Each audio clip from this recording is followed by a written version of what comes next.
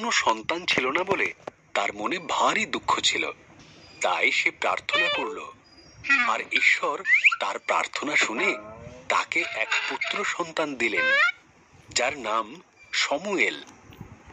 Hannah ভারী খুশি হলো আর ধন্যবাদ দিয়ে শমুয়েলকে ঈশ্বরের হাতে তুলে দিল তার সেবা করার জন্য।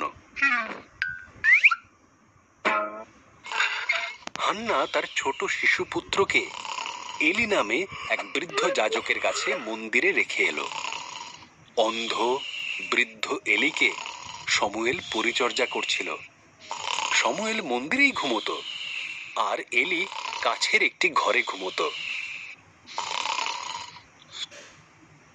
এক রাতে শমুয়েল শুনতে পেল কেউ যেন তার নাম ধরে ডাকছে। সে ঘুম ভেঙে উঠে ছুটে গেল এলির কাছে, বলল, এই তো আমি। এলি বলল, আমি তো তোমায় ডাকিনি, যাও ঘুমোতে যাও।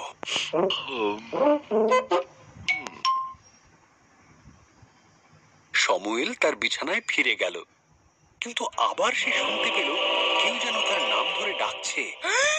ফের সে ছুটে গেল এলির কাছে, বলল, এই যে আমি।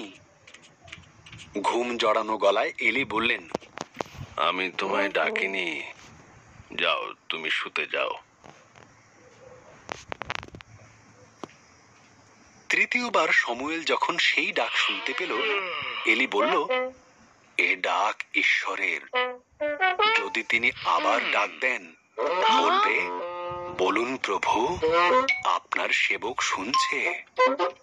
শমুয়েল তাই করল। ঈশ্বর শমুয়েলকে বললেন, তুমি কি আমার নবী হয়ে আমার বাণী আমার প্রজাদের ঠিক মতো শোনাতে পারবে? শমুয়েল বলল, আমি পারবো। এবং এ কাজ সে তার বৃদ্ধ বয়স পর্যন্ত করেছিল।